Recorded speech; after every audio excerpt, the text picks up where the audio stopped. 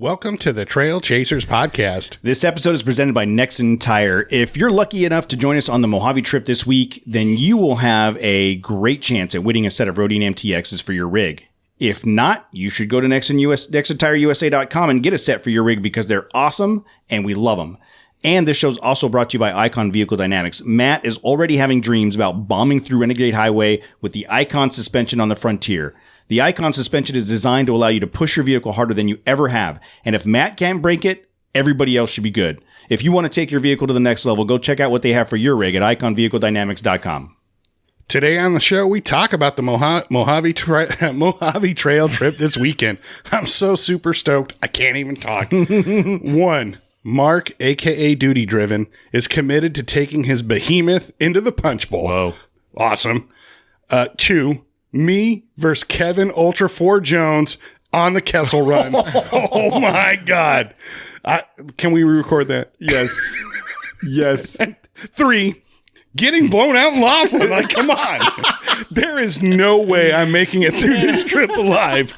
Jose, will you guys put like a shrine to wherever I die and then visit it annually, like, and make sure to bring we'll balloons do and it stuff? like right before the Traveler's Monument. That way we just spill a little beer over it before we get to Okay. We'll call it Fat Thor Island. Yeah, Fat Thor. Okay. Sounds good.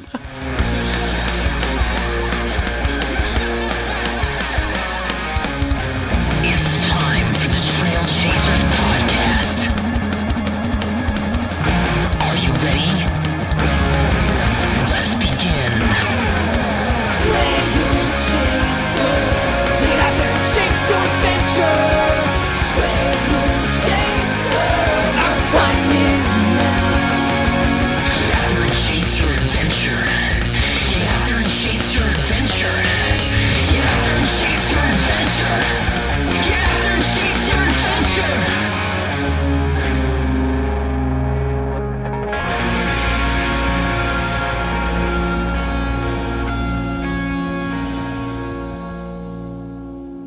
Hey, it is after 6:30 and we are live on YouTube.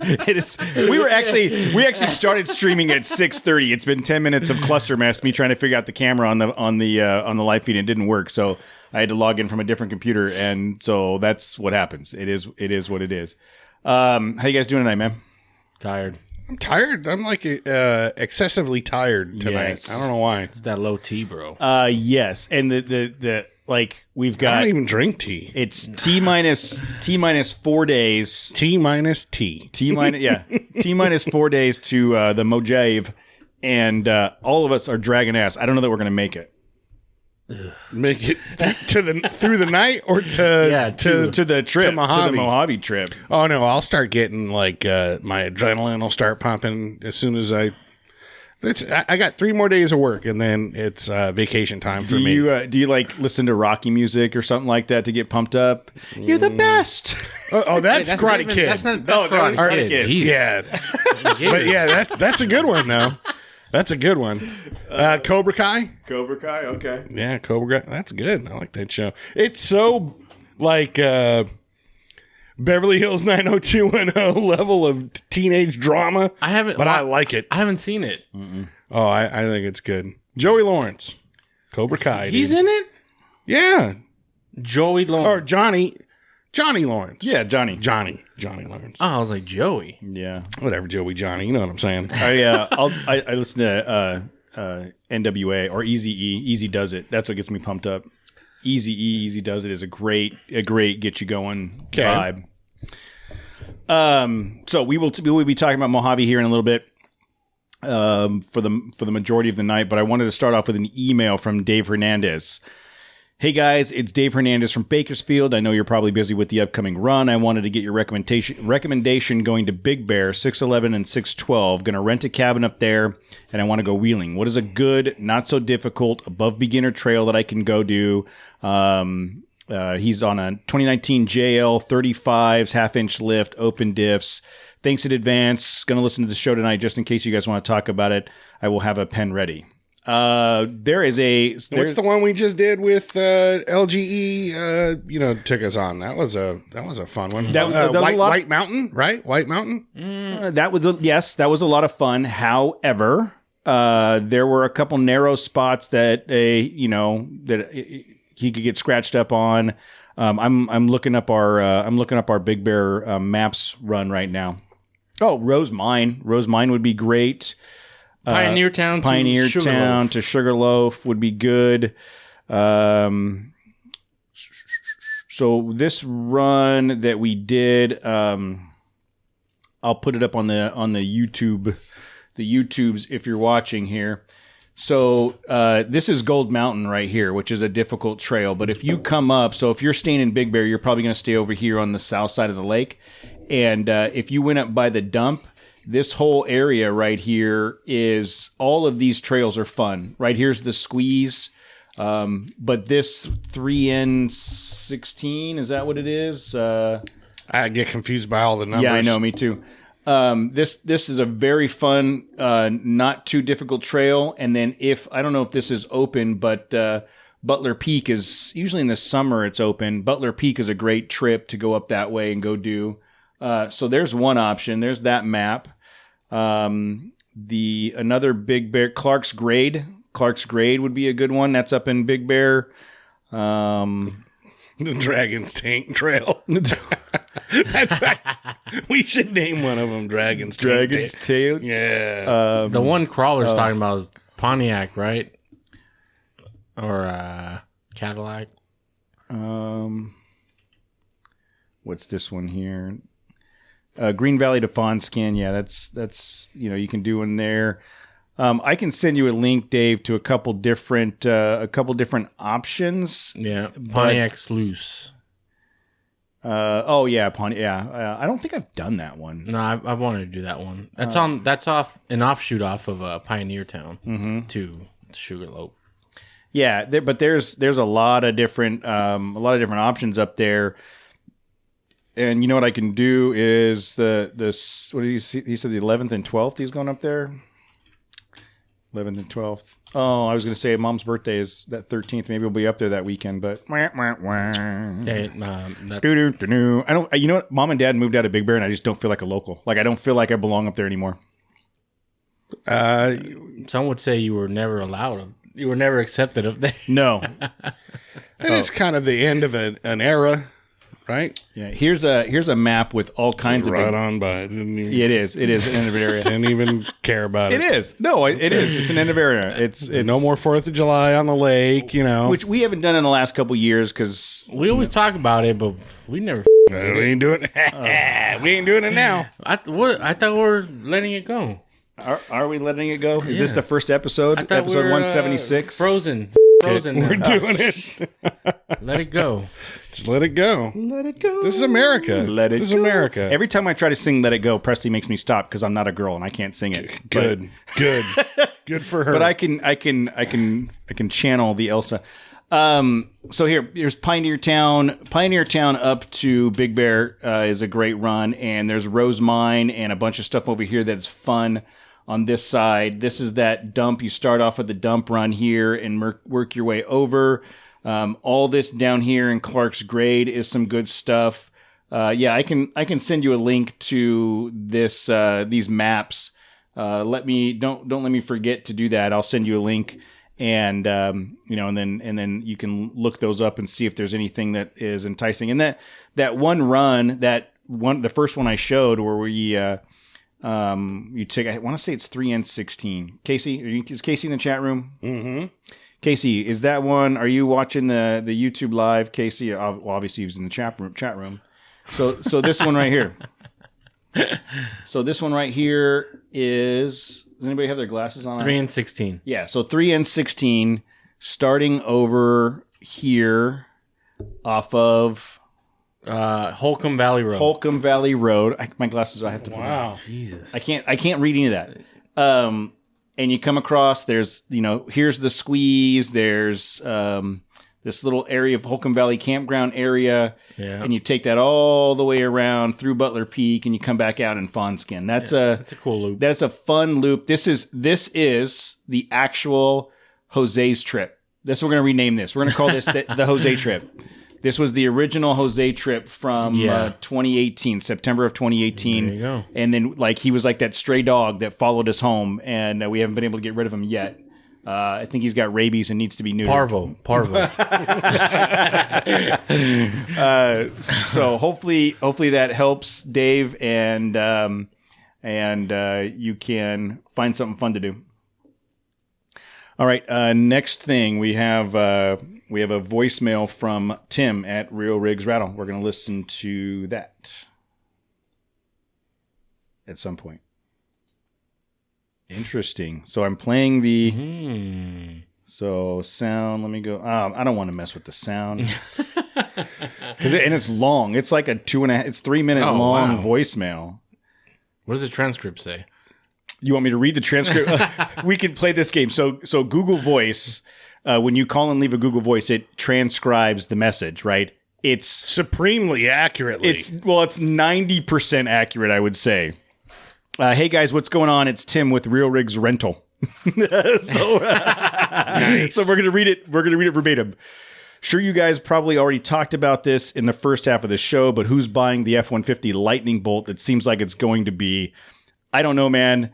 That seems like it's going to be a real deal. 4-wheel drive standard with or rear e-locker. That's pretty F **** sweet.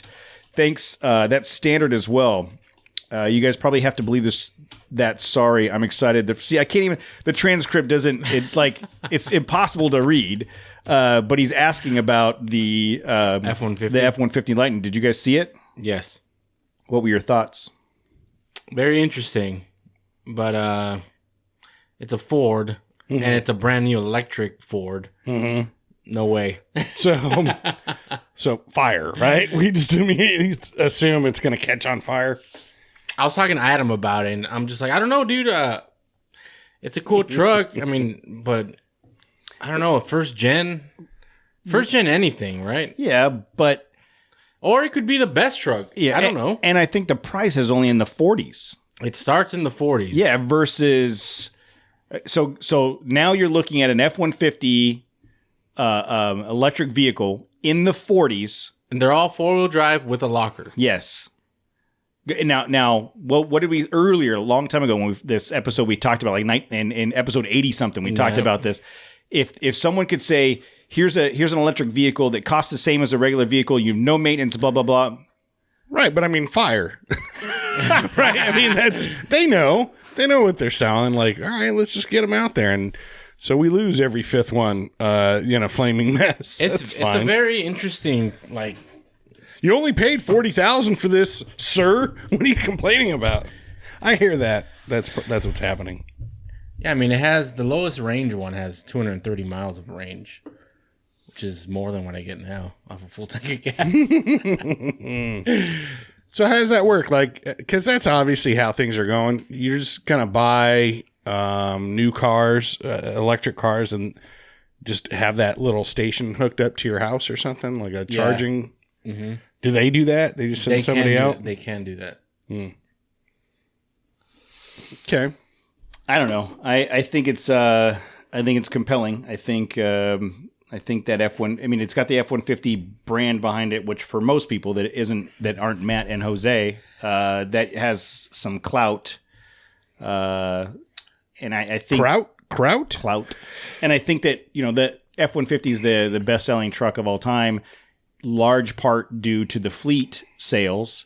So now there's going to be some companies out there that aren't afraid of this, and they're going to see it as an added benefit and selling point to their organization. I'm thinking like the ESCOs and energy management companies and people that are very green heavy, green earth heavy.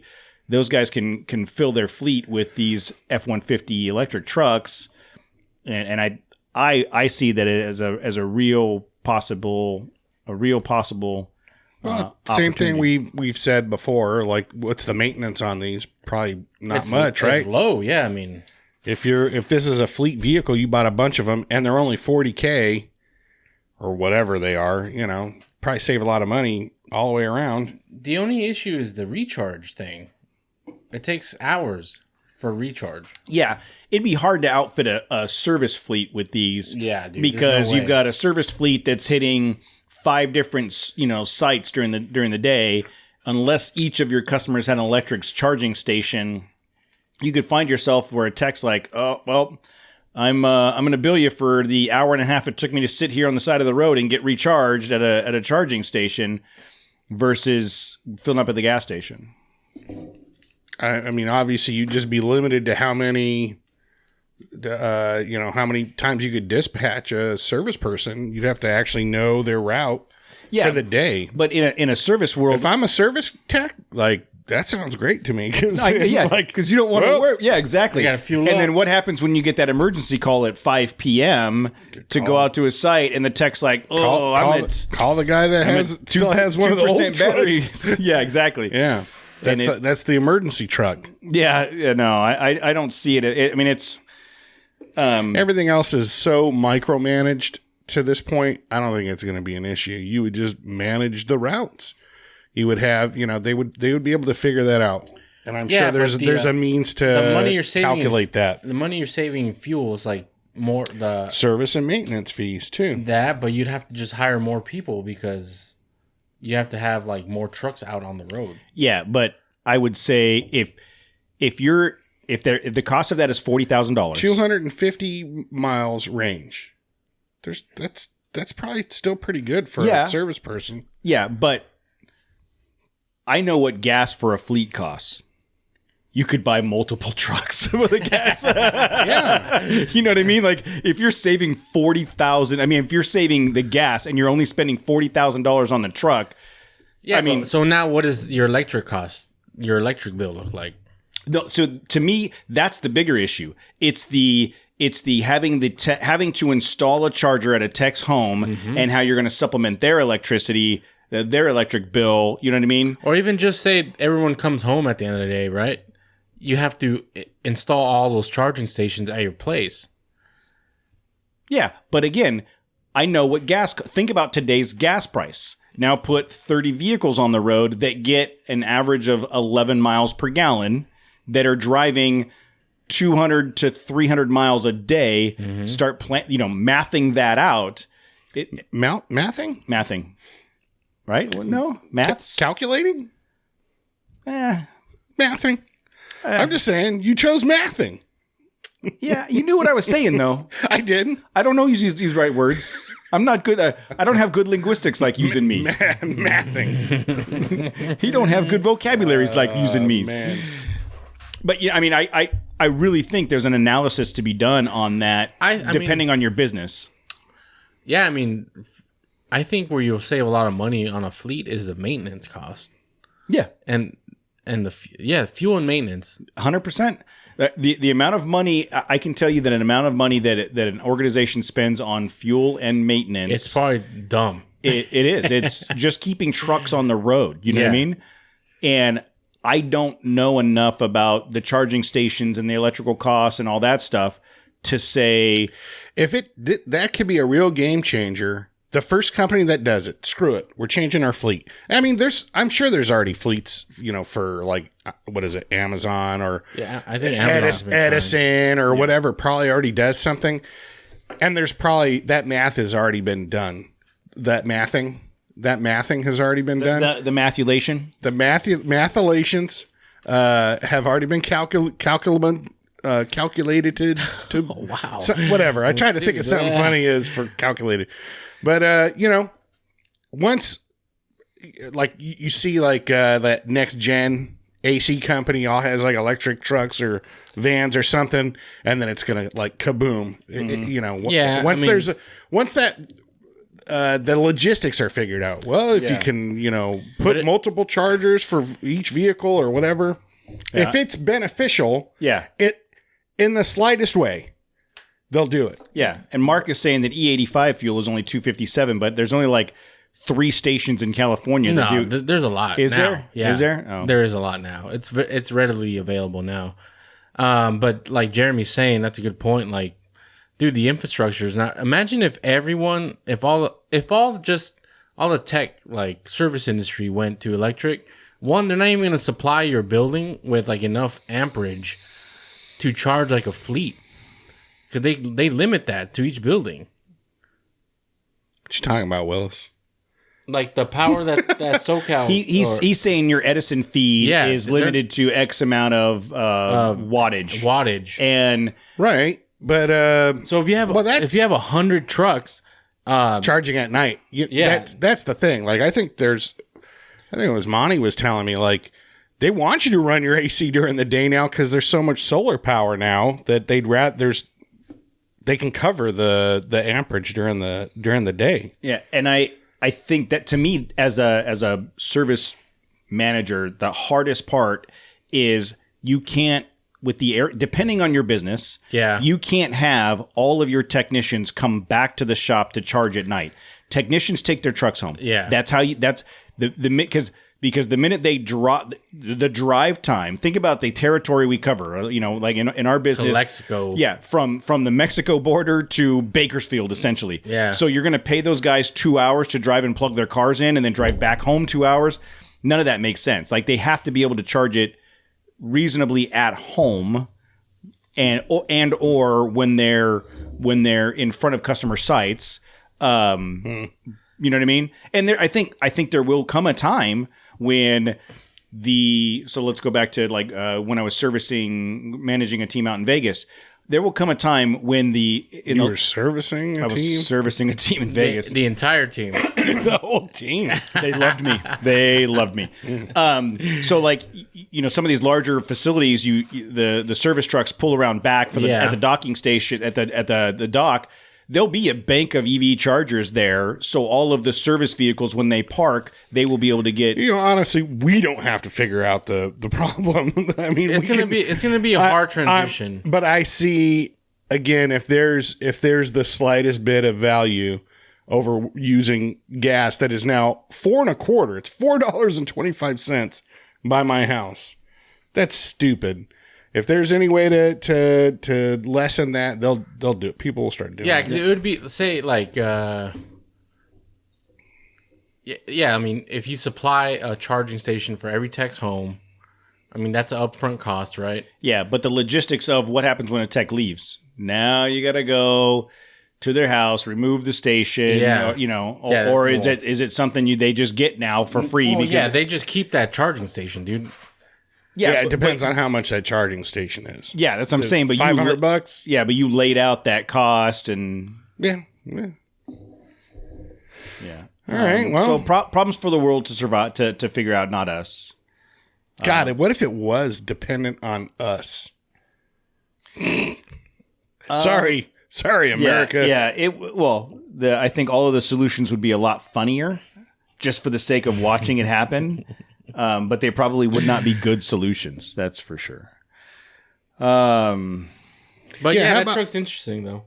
Yeah, I missed it. I just saw a picture of it. It was blue, right? There was a blue one. They have different color ones. Oh, they do. But the one I saw was blue and looked like a Ford to me. Like, okay, good luck with that. The whole engine bay is a trunk. It's a frunk. It's pretty cool. Yeah. But look, I think it's super compelling. I think that Ford is being smart and proactive and forward thinking versus saying, oh, you know what, we're the F-150 brand is gas only and we're not going to change. And then one day they find themselves behind the eight ball with all of these other companies. When you look at, I mean, we've already talked about it with Tesla and Rivian and Atlas and all these companies that are rolling out electric trucks. Ford's not going to let those people take that market, right? So I'm a fleet manager and I decide I'm going to go electric and I'm going to buy 20 of these trucks. Am I going to go buy 20 of the brand I've never heard of that's down the street in Irvine, or am I going to buy 20 F-150s? Yeah, I mean, the brand you never heard of. Right. Well, you'll hear that brand pretty soon. Like, that's all that is. What does that mean for like gas prices in the future? Like, if now this is the starting point of an actual move towards a percentage of the populace driving electric vehicles, then that means gas prices it'll go drop down, for a while but until electric prices are going to go up. Right, but I mean, and then won't gas prices probably go back up, like, because it's a rare thing, like scarcity, right? You know, Oh, you're still driving a Jeep Cherokee XJ? Guess what? 15 miles or $15 a gallon. Yep. Then you really got to think about going four-wheeling at that point. Yeah. Well, but I think But at that point, there will be four-wheel drive trucks. yes, it's going to be like inversely proportionate, where as the gas prices come up, so is the capabilities of the batteries. of the batteries and the tag. the length. So it's going to kind of do this thing where And charging station, the infrastructure will be better. and you won't be in the position we're at now, where we're like, I don't know if I should get an electric truck. It's going to be like 60% of the people in the trail are in electric trucks. You know what I mean? And it won't matter. How about the levitating adaption? The land speeders, yeah, we need one of those land Well, speeders. no, Then why from would back, even- Back to the Future. Yeah, Yeah, why even off-road? And you're not even on the road. It's a whole new thing. It's like it's like just flying- drones, you're just but flying yeah, at this and then point. you just fly around the mountain. let's just do that. Let's just fly Yeah, jetpacks. They have those guys now. with They the have with the the Iron Man thing. Yes, Yeah. Or Do they have them powerful enough to lift me I don't off know. the ground? I don't know. That guy I need- seemed a I lot need two smaller. packs. Yes, I need two, Tupac. What's he going to do for you? No, I need 2 packs, I said. The Ortega Highway that goes over from The 74? Yeah, 74 from Murrieta over to San Juan, whatever.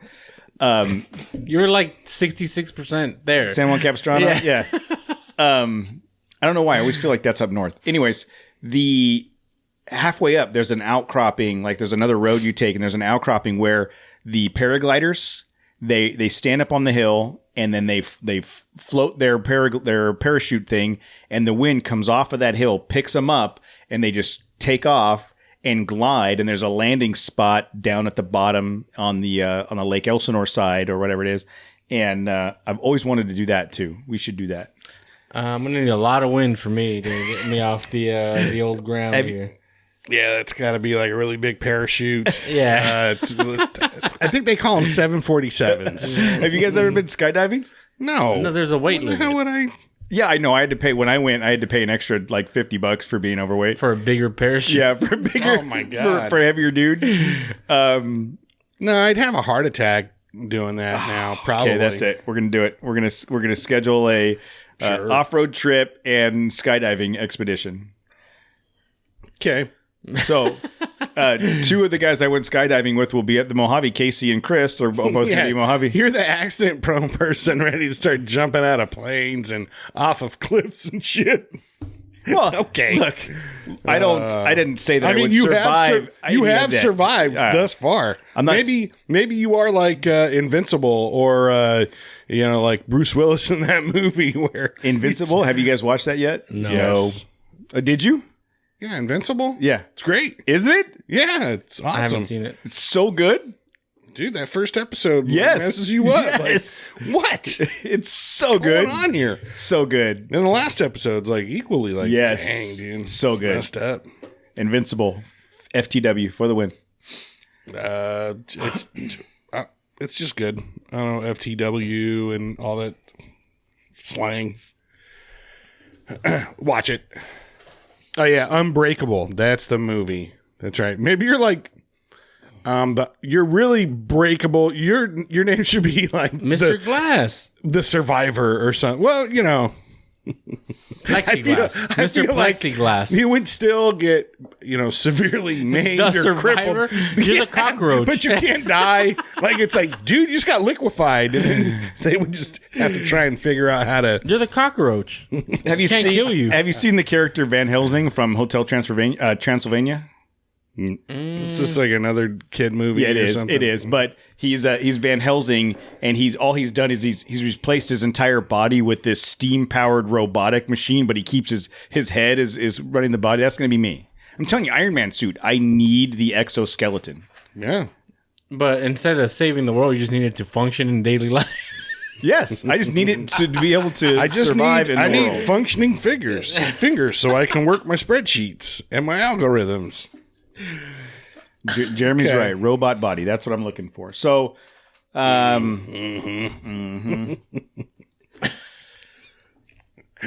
Why is that? Why did I go in that direction?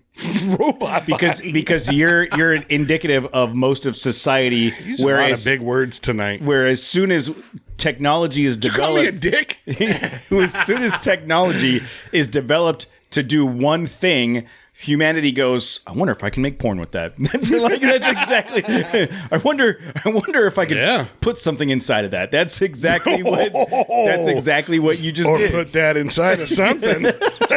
right. Both ways. Every piece of technology. Who was it? I want to say it was Bill Burr or somebody. Maybe it was Rogan that was talking about technology only advances from like two industries. Yeah, it's porn and the adult industry. Once it can war. be porn and war, the two yes, like, driving factors. Yes, that once move you technology. can figure out how to use it for one of those things, then it becomes viable. Yeah, nice. So how are you going to use that F-150 Lightning? I'm not it. I'll take it.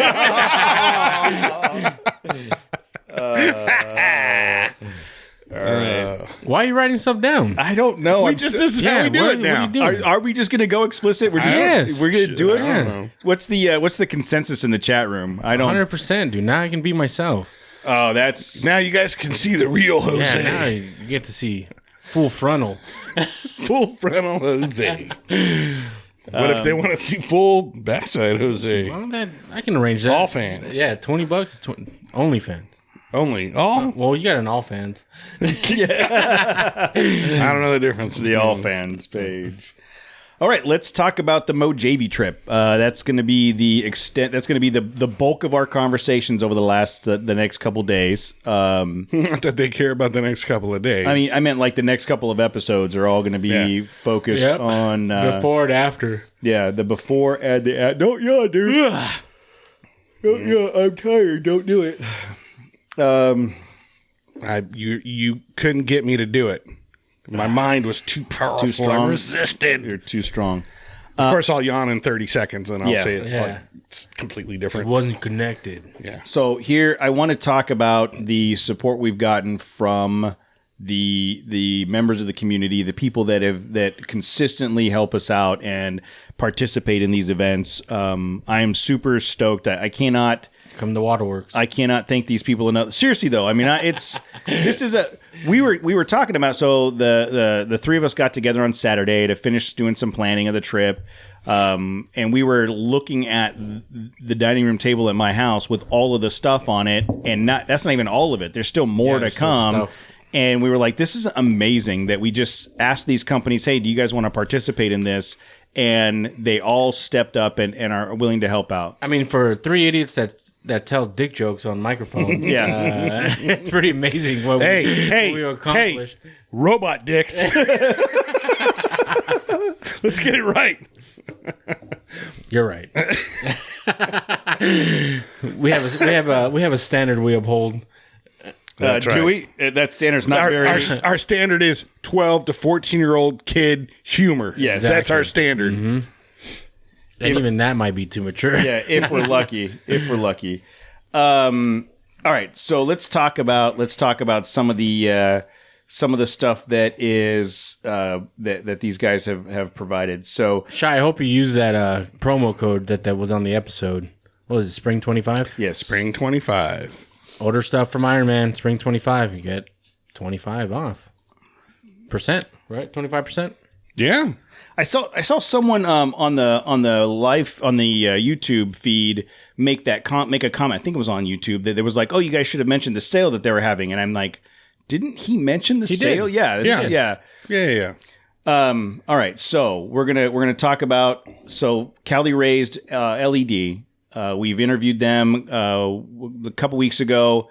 Super cool guys. Great story about what they're talking about. They sent us a whole care package with koozies, lanyards, stickers, and pens. All that's going to be included in the swag bags. Shower pouch. Mike, thank you, Mike.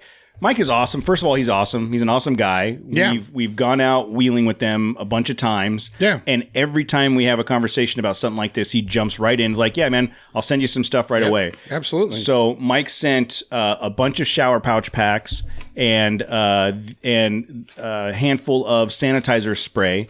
So we had a debate about how we were going to do this, and we're going to break up the shower pouch packs so that we'll raffle off 2 at a time, because to Matt's point, these things are so good. If you have like 10 of them, it's going to take you a while to use them all, and we want to make sure that everybody gets a chance to I experience think that's the benefit. Everybody should get an opportunity to use one, or especially this weekend, ideally.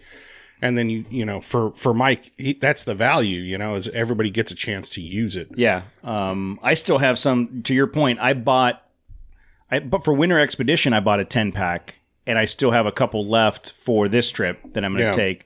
Well, that's true too. I mean, if you have like a pack of 10 on you, you're like, well, I'm not camping for a few more months. Maybe you're going to use them more liberally, I think that maybe you're going to spoil yourself. Box of 10 will probably last you a year. Yeah, well, I don't even think that. Well, it depends on how much, because I just keep them in my bag, one of my duffel bags, so that they're there. Like I know that I've got them too. Yeah.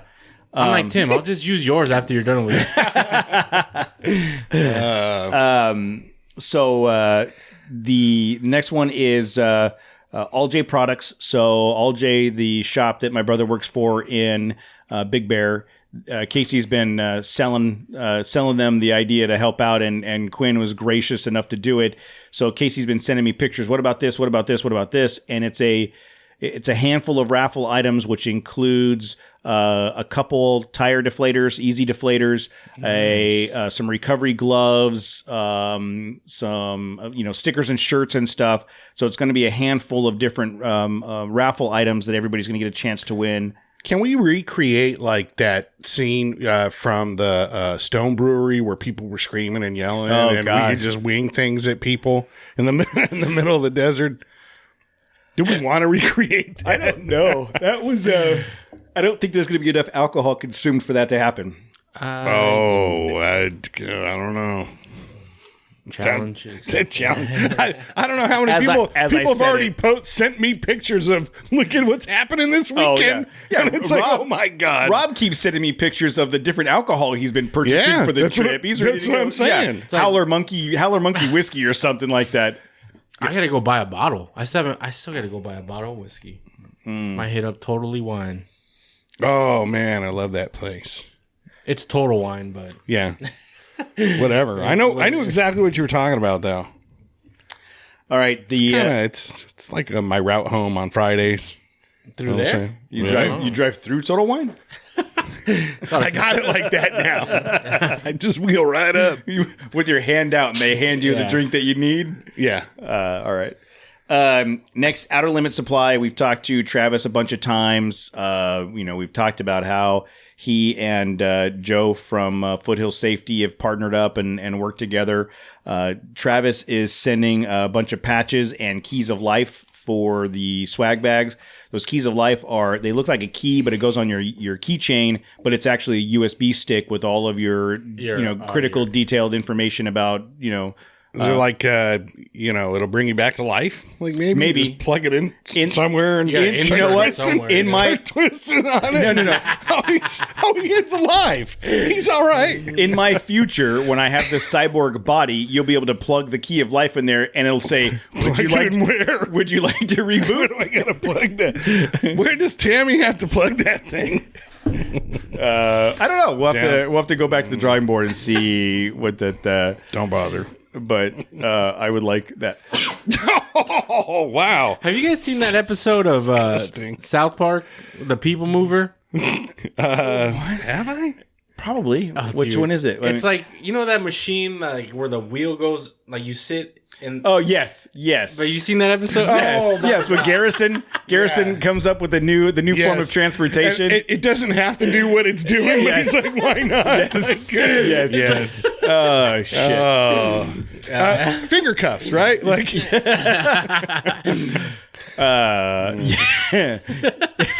Yes.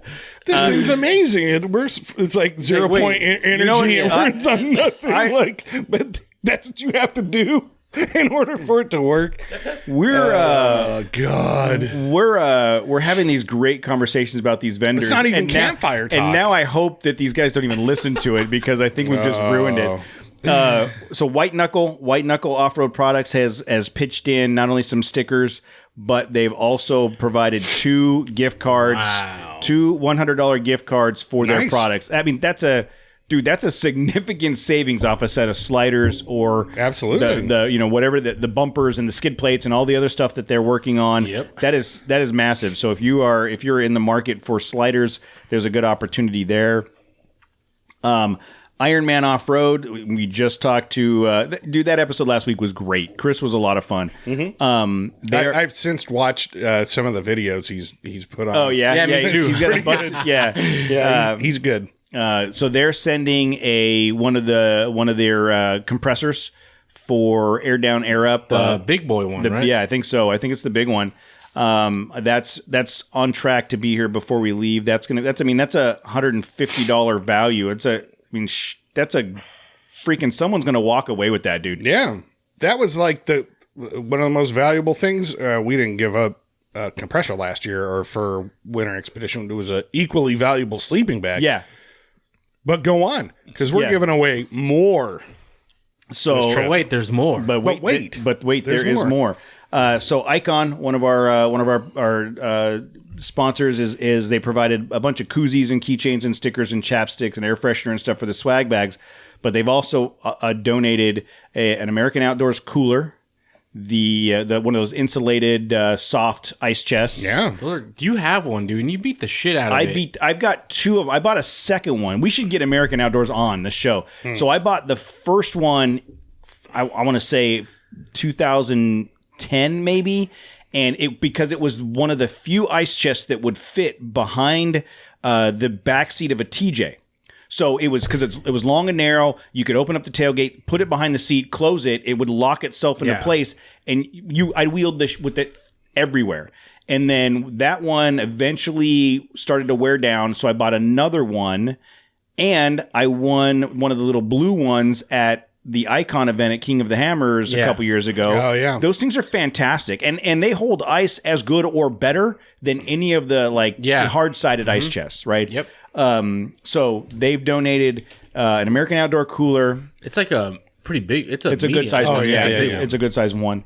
They've got these insulated cups that, all honesty, like I wanted to keep. We're We were having a conversation about whether or not anybody would notice. they were gonna get lost. But they're the Arctic RTIC Arctic cups, insulated with They're like vacuum sealed. too? yeah, vacuum insulated with the lid, and then it's got the Icon logo like laser Yeah, etched nice. on the side. Super cool. Those are probably $40. Yeah, or a something. piece. Yeah. And then some shirts and these really nice beer mug, like beer glass, pint glasses. pint glasses. Is that what they are? With the Icon logo on them. Those things are super cool. What pint glasses? Yeah. What? That was the. I'm just waiting until we get to the tool set. I'm gonna What tools? So what tool set? that was the conversation this weekend. Would anybody notice? But no, we're doing it on the up and up. So the next thing, Baja Forged LGECTS. So I want a little bit of background here. So we had reached out to Sarah. Hey, Sarah, hope you're listening. Everything's fantastic. Yeah, can you even lift that thing? Like, can you put it up on the desk?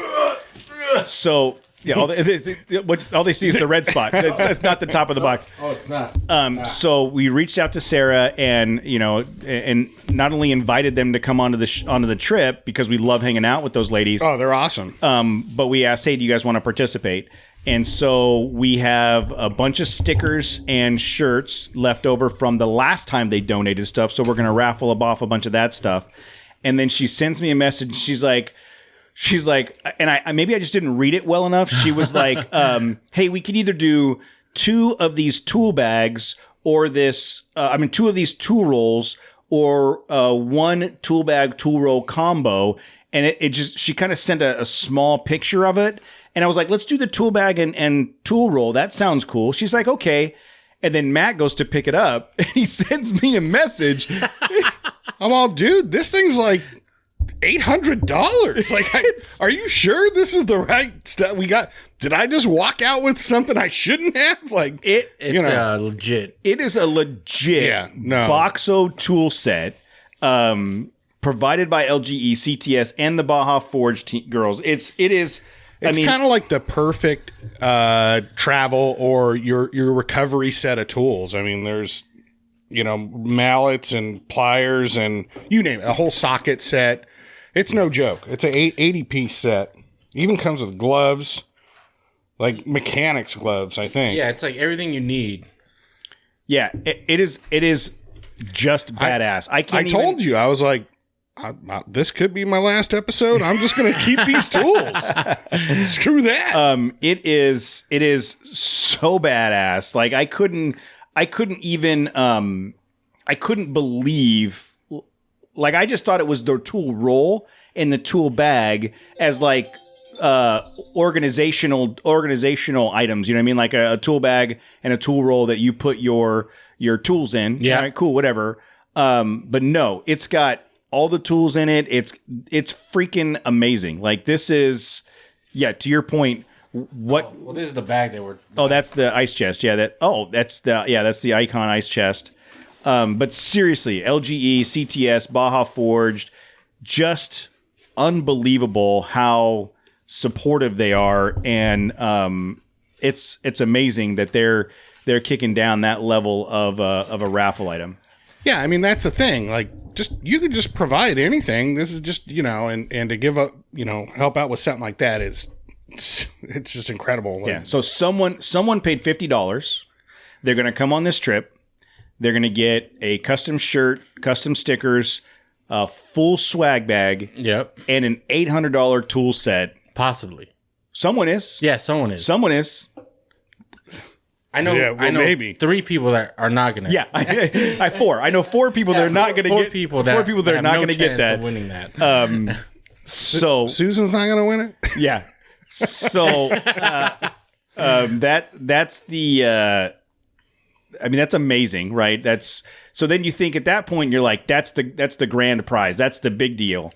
Billy but Mays wait. here. But wait, there's more. There's more. Yeah. Act now. Act now. So, Operators are standing by. yes. No one's standing by. Don't call. Yeah, don't call. So Nexon, our other title sponsor, is going to provide a bunch of assorted items for the swag. I gotta schedule a time to go pick that up, and they are kicking down a full set of Rodian MTX tires. 5 tires. Spare tire. 5 tires, and I guess any size you want. yeah, well, any size that they have available. Yeah, whatever they offer, right? Yeah. And I guess it doesn't have to be the MTX. They have the new Rodian ATX, the all-terrain. That's a new line that I'm sure I want to explore. But they're kicking down a new set of tires for. I mean, and you look. I just did a quick search. Retail price. Let me check one other place. Where's Take the average. Yeah, I was gonna look and see. Well, I was gonna see like. What does a 35 cost? A 17, 35 by 1250, 17. I'm gonna check right now. Hold on. Tim needs to know how much the minivan tires I was gonna cost. say he can get a donut anywhere. So I'm gonna say roughly between 200 and 250 a piece, depending on where you buy them from. So this is 265, 70, 16. So 200. Let's say 250. Conservatively 200. Yeah, 250 a piece. What's that come out to, Jose, for 5 tires? $1,250. $1,250 of tire. I mean, like it's. Hey, I'd let you teach my kids math. Well, just so you know. Thank you. I thought it was $1,250, but I wasn't. Are you getting blown up with alerts right now? Yeah. My phone keeps going off on alerts because there's an evacuation order reduced to a warning for this area. I don't know what that means. Of what? It says evacuation order reduced to warning for the Limonite to River Bottom and Van Buren and Harupa Valley. Flash floods or something? I don't know. Well, it looks nice and sunny outside. I don't know. This could be our last podcast. Just because the house is gonna roll away.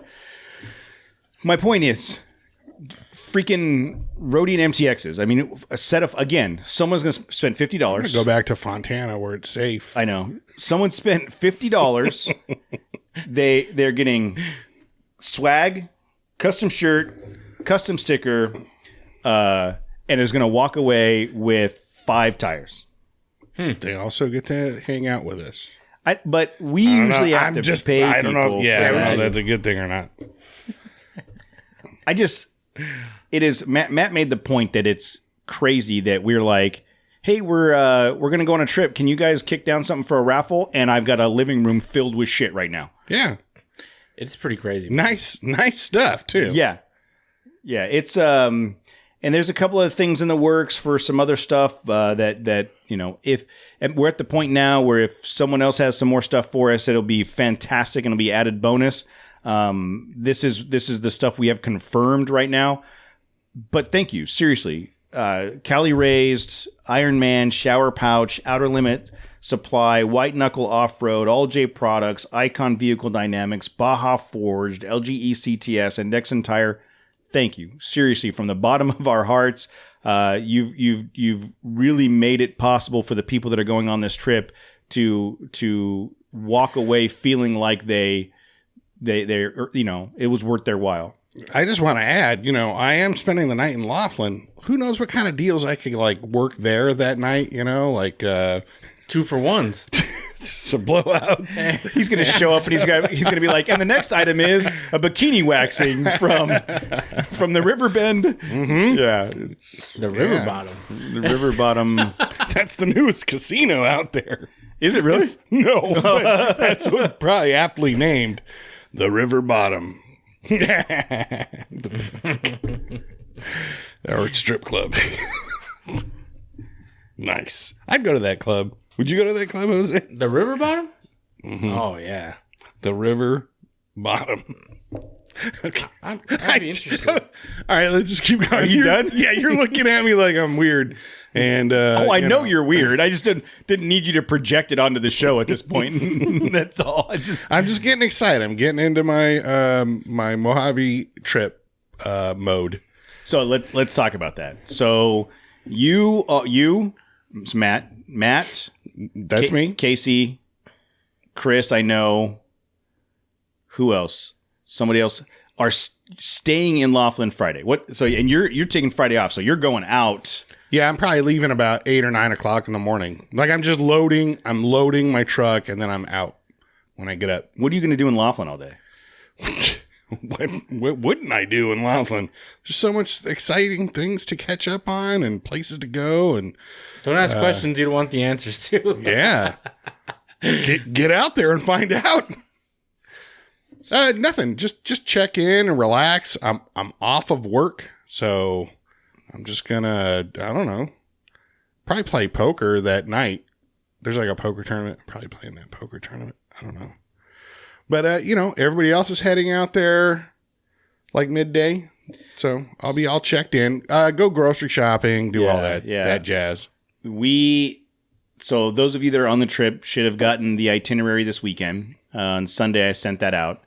So I think it looks like we're going to be leaving the Inland Empire area around 2.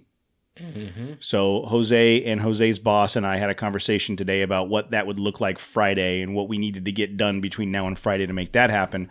So I partially took Matt's advice and I pulled a big boss move. I'm going to leave the office at 11 because I got to come back and get the girls and get everything packed. And then, because here's the thing, my concern is that we've got all these people going up.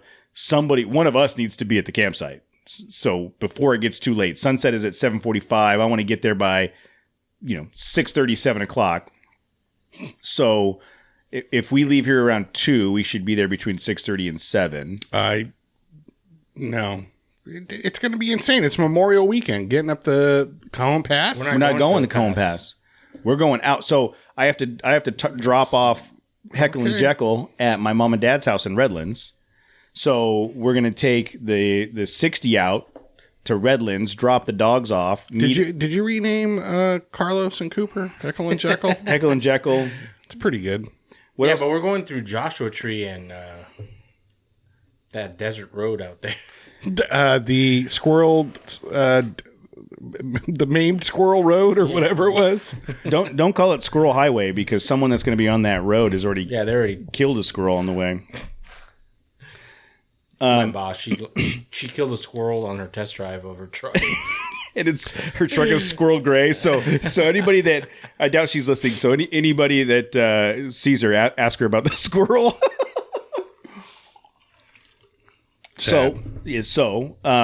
If we, I set it up where I'm going to leave. We'll leave around 2.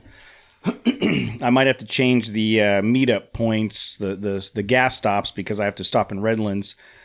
But that should put us out there because we're going to get groceries in Laughlin. So we'll go straight out. Bullhead. Yeah, whatever. We'll go straight out, cross over the river, get groceries and gas one last time, and then come back to the campsite. So it looks like a handful of people in the chat room are talking about Casey's leaving at 8 o'clock in the morning. He said he's going to hang out, play poker, and get blown out. Good to know. It'll be 10 hours. I go 55. 45. Yeah, I just got a text message from Jose's boss. She said, "LOL." Sorry. That's funny. Didn't mean to sell you out. That's funny. It sounds like I think most people are going to kind of do the same thing we're doing, is like take off at 2 o'clock, noon, 2 o'clock or whatever. For anybody that gets out there before us, you have the GPS coordinates. That's a very loose area of which we are going to camp. If you get into that spot and find a spot and claim it. Yeah, exactly. Like, so it says that I did have a message with Mark. He said that they're not leaving Pasadena till 4 or so. Adam's that same time. Yeah, Adam's going to leave here around 4, so they're going to be out there. That was a couple of years ago. God, I think it was the second year with the Renegade, and I was at Chalk. Remember that City of Hope or Children's Hospital? Yep. And I didn't leave the job till it was like 4 o'clock. I was so pissed off because people are stupid. Which people specifically? The superintendent on that project. Okay. Yeah.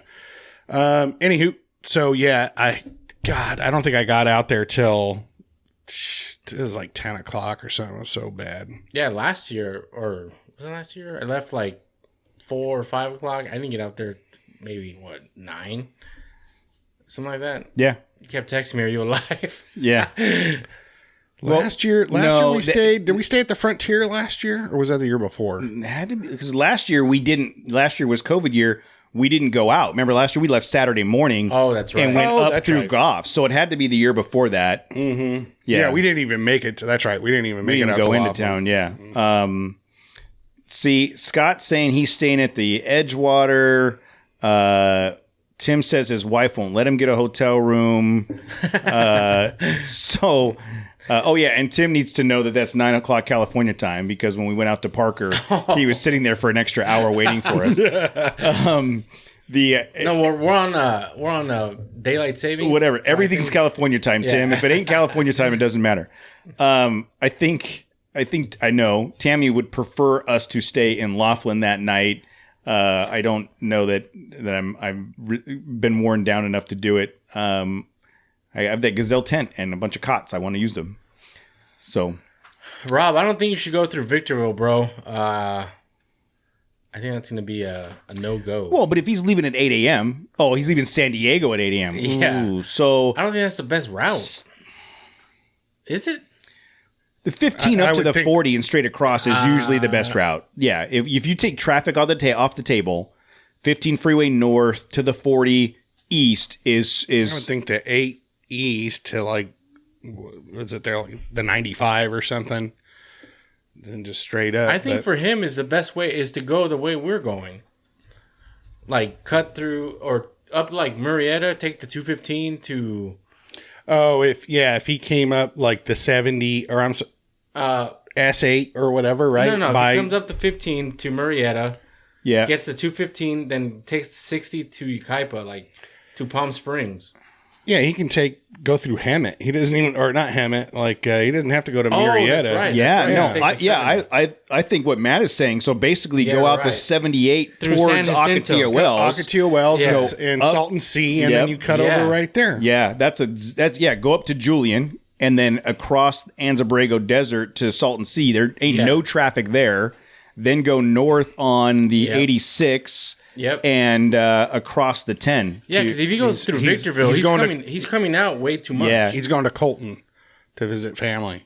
So I would still take the 10 east. Yeah, then 10 come east. up to Colton and then come across the 10 exactly. You know, that's what we're going to basically we're doing. The 60 where it turns into the 10 through Redlands and then out into Yucca Valley and the it says that it's going to be it's a little bit longer mileage wise, but I got a feeling that once you factor traffic in, because it's saying right now, if we were to leave right now, the route that we're talking about taking is 30 minutes longer than the normal 15 to the 40. But you factor in traffic from the 10 freeway north all the way to Barstow, it's going to be 20 miles an hour. Whereas at least once we get out to Yucca Valley, we can do 80 through the desert. Well, You guys. yeah. that's Jose's boss and I will be doing 80 through the desert. Jose will catch up. Yeah, that's what he's saying is taking the 8 and then all the way across and then going up, whatever that is, would be his normal direct route. Oh, So, yeah. all right, whatever's. You'll get there. Hopefully. Yeah, well, I mean, everybody will get there when they get there, right? I mean, it's going to be the plan right now. So let's get a commitment. Casey, who's in the live feed, and Matt, are you going to be at the campsite at 9 a.m.? Ready to roll? Which at 9 campsite? The Saturday What morning. day? Saturday morning. Are you going to be at the campsite? Yeah. I'll be By there. 9, because we're leaving Yes, at 9. at 8:30 Okay. to leave at 9. Sure, I got my kid with me. I can't just sit. Yeah, sit at you a. say that. You poker say that table like, all night. but never mind. I'm not even going to. Wow, you're despicable. No, I'm You not. think so lowly of me. No, I think that you have been given an out that we talked to. You have been handed a babysitter, and therefore well, you're. whatever. I'm not gonna. Come on, Johnny, and then drag him over to the room at 4 a.m. or whatever, like we did. Yeah. I can't do what that was like a last hurrah for me. Like that's the last time I did anything that Yeah, crazy. but you're gonna have Casey and Chris with you, which I think will energize you to. Or kill me. Yeah, Could kill me. So we'll see. But no, I'm looking forward to the hitting the trail and being functional. So commitment, yes. I'm committed. okay. So 9 a.m. we bounce with or without Matt. You can bounce. I'll flex. In 90s terms. Yes. So the route has been planned out. Again, if you're one of the registered participants, you got an email with all of this, but we had to make some executive decisions about what our plans are. So we're going to start at the trailhead as we usually do. We're gonna go through this fun stuff like we usually do. Stop at Balancing Rock. The next big thing on the trail is usually Fort Paiute.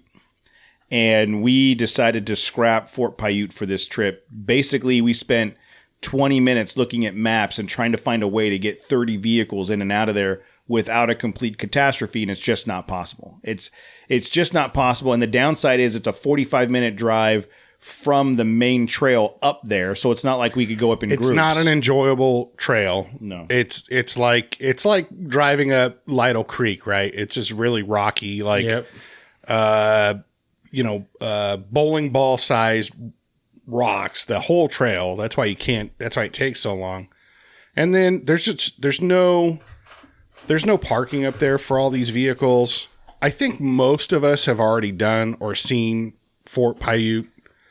There's not, I mean, I'll send you a picture of the plaque that's up there and you could read it off of my phone if you want. But our executive decision was to check out that mine that we that we saw last year. Yeah. So Because that trail was fun. yes. It was like a sandy, kind of loamy, fun trail that you could, we can maintain some speed, and we should have enough.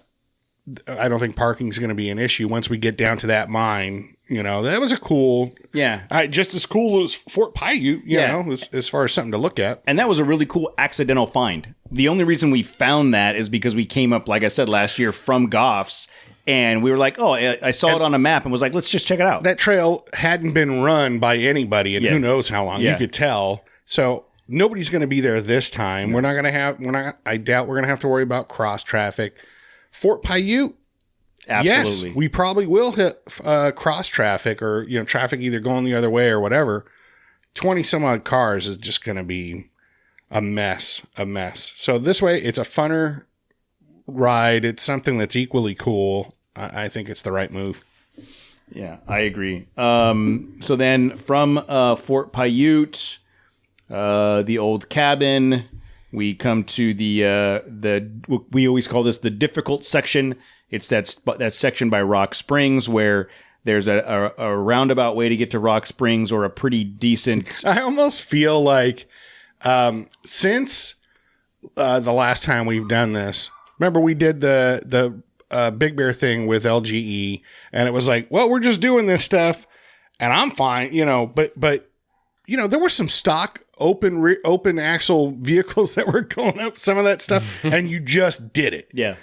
I almost feel like the same thing with this. Like, just do it. I don't think there's going to be any vehicle that can't do it. It's more about a personal It's a confidence confidence level. thing. Yeah. If it weren't for the quick and easy route around, I would say, okay. Oh, yeah. But I don't know if we can, with this many vehicles, people coming around the back way and seeing it from down below. I don't know if that's viable. No, right? that's a drive-by decision. You're either going to go. You're either going to follow me doing left, this, or yes. you're going straight to rocks. Yeah, you're either following me down that hill or you're going around. That's the and I'll stop and look at it and then radio like this is what it looks like, but it's not overly difficult. It's just a steep decline with some big ruts, and if you're on. If you're in a stock vehicle on stock size tires, you'll drag your bottom end. So we'll just make a decision and say this is what it looks like, and this is who's going to go and who's not. Rock Springs, we come across the desert through a bunch of the fun stuff, and we're camping That's at where the crazy guy is that Yes. me and Jose saw. Yes, the what do you guys kept calling? You kept calling that the ridge. Like, what was that? You're just like, this is that up and over that hill area, because for years, remember, this was washed out. Remember that one year, 2019? Yeah, we went around that. well- Is that right there, or was it further back? No, well, it's right. Yeah, it's back there. It's back here. Yeah, That's you're where we right. saw the guy. Yeah, that's because it was. Around the corner from Fort Paiute. Yes, and it was all washed out, and it was supposed to be like off limits, and we went anyway. Yeah. Now that spot's like perfectly repaired. Yeah. And, Yeah, they have like drainage and stuff. Yeah. So then camp, the night one. I am expecting that we'll be at camp at a decent time. 5 or 6. Yeah, before the sun sets, be able to set up camp in the daytime. All this is based on the fact that Tim's Jeep doesn't break down on the trail. But get there at a decent time, set up camp, make some dinner. He's not even bringing the Jeep. He's bringing the Tacoma. Is he for sure? Is that what you're bringing, Tim? Is that what you're bringing, the Tacoma? So that's day one. That's a decent day one. Mm-hmm. Day two, we go straight from the campsite up to the Hanta house, and that's Hanta Hanta for The virus. For a while I was spelling it the Hanta Haunta like Hanta house. And I think both are applicable. It's a Hanta house with Hanta in it. That's another one we found by accident. I forget what year that was that we went up that way, and how we ended up that far up. I don't It was even 2019. And it I was don't- my first trip. Was it? Yeah. And I don't remember how we ended up this far off the main road. So I don't know. It was cool. it was totally cool. So from the Haunted House, we're going to try something different this year. All right. Because of the amount of vehicles we have. Anybody that's done Mojave Trail knows that from the time you cross over, is that Kelbeck or Kelsosima? Kelsosima. Once you cross Kelsosima, from here to about Merle Springs, it's an hour and 15 minutes of 10 mile an hour whoops. It's just It sucks. shitty. It's the worst part of the trip. And there's no way to do that area. It's the one area of the trip I don't look forward to. Yes. Like we usually stop right there at Kelsosima, and it's like you have to build up. You're Yeah, like, you got to prep for all right, it. we're gonna do this. This is the time. So we have decided that because of where we're camping and our desire to go up to the Haunted House, we are going to take a little bit of an unexplored trail from the Haunted House across Kelsosima further north, and then connect to Powerline Road. It's like it should be a flat, graded, easily drivable road, and take that down to Merle Springs so that we can avoid that. My expectation is that even though it's significantly out of the way from a mileage perspective, we'll be able to drive 5 times faster down Powerline Road than we would normally drive. I don't care if it's the same speed. It's not Yes, going as long over as the it's whoops. not over the whoops. To be, we don't know if it's whooped out or not. No, we don't. It could be just as bad, and we've added 10 miles to the trip. That's probably likely at this point, thinking about it. So that's for anybody that's been on the trip with us in the past. That's going to be a little bit different. Merle Springs, Mojave mailbox. Okay, we spent another 20 minutes looking at the mailbox. The mailbox is one of those iconic things on this trip. It's so iconic that it is packed every time we go by. There's always vehicles there, and it's one trail. There's no turnoff points. There's no turnoff. There's no bypass. It's difficult to get to. It's not difficult to get to, but when we roll up, it's going to be a game time decision. If there are a crap ton of trucks there, We're just gonna have to drive. we're going to have to drive by. If we think we can park at some point, then we can. But we're going to have 30 vehicles with us. 20 to 30. We have 29 registered. Tim won't show. We have 28 vehicles with us. And if we can stop, I would love to stop because it's a cool thing to see. Mm-hmm. But even though they cleaned it out, Yeah. like half the stuff, most of the stuff is gone. They- Just to they be able to cleaned walk back like a couple hundred yards, and there was still like little No, shrines. they cleaned all that out. Yeah. so game time decision on Mojave mailbox. Then lava tubes. Also, we labored over whether or not the lava tubes was going to happen, but I really, especially if we skip the mailbox, we absolutely have to do lava tubes. You know, I've never been inside the lava tube. No, really. The past couple times, I'll just wait here. All right, so we're going to do it. So we're going to go up to the lava tube. We're going to have lunch at the lava tube. We'll park. You're likely to have to park along the road. Yes. There's a roundabout up there, but it's You're good not for getting- like 10 vehicles. Yeah, maybe. you're not getting 30 vehicles in there. No, so for the Kessel run, I think we had like 15 vehicles or something like that. We did just end up parking further down the road. Yeah. So, but it's doable. You're not clogging up the road that way, and No, it's and a you pretty can wide. It's a pretty wide you can road. go. You can crisscross. Opposing traffic. Yeah, and again, just like we were talking about that route around the whoops, this section of trail from the main Mojave all the way up the lava tubes is graded road, and usually you can move at a good speed and get up there. So the plan will be lunch at the lava tubes, come back down, come around, follow the follow. Is that Kelbecker? Yeah. Kelbecker Road, and then right here is where we cross Kelbecker. And that's the beginning. Look out. So Get out of my way. So we're gonna have to set up. So here's the thing, people. When you cross Kelbecker Road, even around here, when you come from the lava tubes and you make that you turn, can start opening up. from this point when you get back down near Kelbecker Road and you're paralleling the highway, all the way around the ridge to about this point here, the second set of mountains, you are literally wide open. You can go as fast as you want, or at least as fast as your truck will go without exploding. And that's It's not even Renegade. the exploding; it's the suspension. Yeah. That's commonly, once you cross Kelbaker, that's called the Renegade Highway. Everything kind of runs down to the lake bed.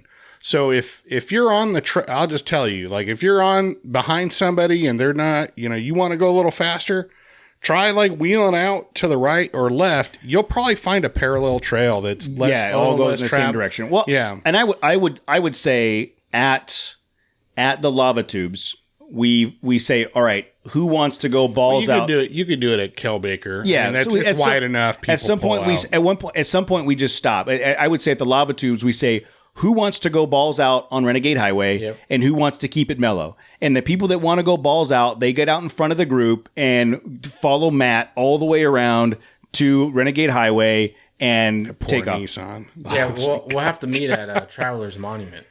Well, yeah, I mean, usually right here is where things slow down. Right at the lake bed. Yeah. At the entry to the lake bed is where 'Cause everybody there are some big stopped ruts up. right there. Yes, yeah, because when you get on the lake bed, it's got that salty. You still have to stay.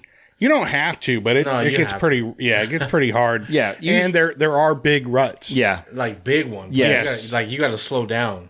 usually right around these second set of ridges, these second set of hills is where we start to back down. So from I would say here. That's when you come out of warp. Yes, like right that's there. then, and the stars come back into sight. Yeah. From here to here, this is Matt's happiness right now. That's the reason for living. Yeah, basically. That is the reason why the stock tires on the Renegade had no rubber left on them. that's I renegaded a lot of fools on that stretch right there. So the other thing, good point, Casey, is Traveler's Monument. We've talked about this a little bit. When you come to Traveler's Monument, the whole thing is to bring rocks from wherever you're traveling from your home and drop a rock. Rob's And there is a Plaque. plaque on in top. there. Yeah. You gotta. Rob's girls I painted. think I remember what it says. I don't know. I walked up there one time and went, "Heh," Yeah, and I just remember going, "Heh." So I don't. I'll probably climb up there this time. I guess. I don't remember. We one year we had Presley paint a rock and we put it up there. Yeah. Rob's girls painted rocks. We did the same thing. So last year, Kessel Run was the last time to see the rocks, or whatever. Nothing's gonna painted. find it. Yeah. Nothing's painted, or it's all worn off.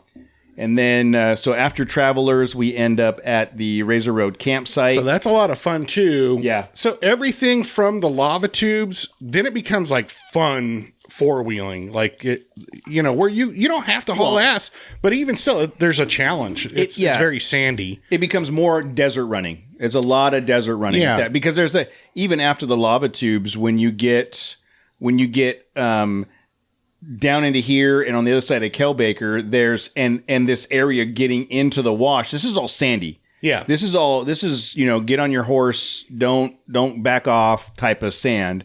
And maybe because of the amount of the group that we have, we might want to, after the lava tubes, break it up a little bit and go, all right, here's Let some dirt yes, I'm settle. saying. Okay, these 5 go, wait 5 minutes, these 5 go. I'm telling myself, like, I'm not going to hit it like I hit it, the You Kessel Run. do. I'm not going to do it. You and then, don't you know what? have the ability. I know the Kessel Run, I told myself the same thing. Like, what do I got to prove something to somebody or whatever? Yes. And it's not even that. It's just like, especially this is the first time when I did the Kessel Run. That was the first time I had the suspension. Yeah. Actually, I don't even know. Oh, for the Kessel Run, I did have the set. Yeah. But for Mojave, I no, didn't. last year you didn't. No. Yeah, so that was really the first run, with the suspension and the 33s, and it was okay. I can't. I can't. Yeah, I can't stop.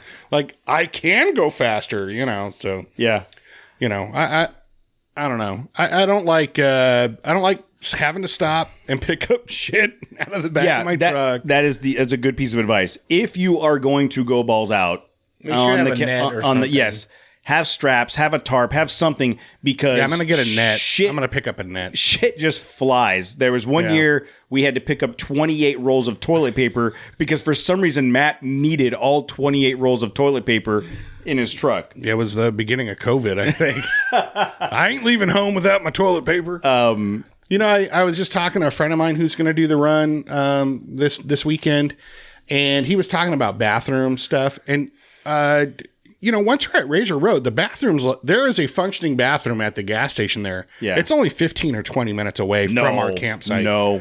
In the Frontier, it's 13 minutes away. No. Yes, a solid the F it 30. is. It's 20 to 30 minutes. I said 20.